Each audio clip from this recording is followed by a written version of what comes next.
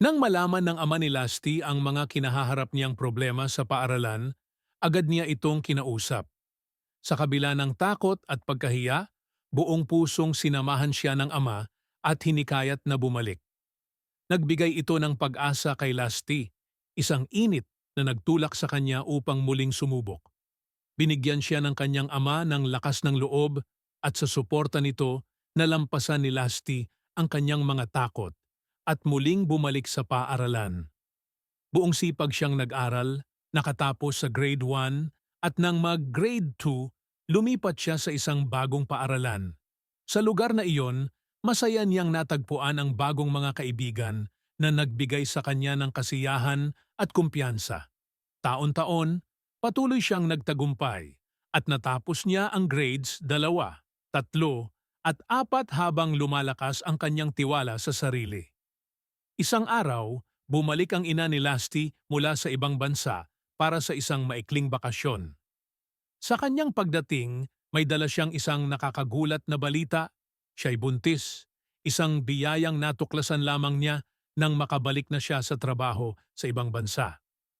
Napuno ng saya at pananabik ang pamilya, ngunit kinailangan manitili muna ng ilang buwan ang kaniyang ina para palakihin and dinadalang anak nito na kapatid ni Lasty bago muling bumalik sa ibang bansa upang maitaguyod ang kanilang kinabukasan.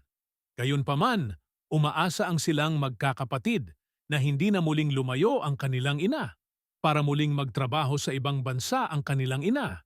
At dahil sa pangyayarin iyon, hindi na nga muling umalis ang ina ni Lasty. Sa kabila ng mga hamon, nagpatuloy sa pamumuhay ang pamilya ni Lasty sa kanilang maliit na negosyo. Nagpaparenta sila ng mga bisikleta, may munting tindahan ng grocery, at nagbebenta ng asin bilang wholesaler sa palengke. Bagaman, simpleng kabuhayan, ito ang naging sandigan ng kanilang araw-araw na pangangailangan. Subalit, dumating ang mga pagsubok na di nila inaasahan. Maraming kapitbahay at mga kakilala ang nanghihiram sa kanilang tindahan at humihingi ng tulong. At bilang tugon, bukas palad silang tumulong. Pero unti-unting naubos ang kanilang ipon sa bangko, hanggang sa dumating ang araw na wala nang natira para sa kanila. Humina ang kita, dumarami ang mga utang, at walang natitirang paraan kundi ang pagsangla ng kanilang bahay sa bangko. Mapait man, napilitan silang lumipat sa malayong lugar at magtiis sa isang inuupahang bahay habang sinusubukang bumangon muli. Sa kabila ng lahat ng hirap at sakripisyo, hindi sila nawala ng pag-asa.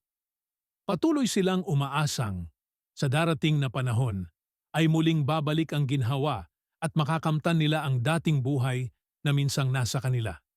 Ang pamilya ni Lasty ay nanatiling magkasama. Patuloy na nagkakapit-bisig, umaasa, at hindi sumusuko sa bawat pagsubok na kanilang hinaharap.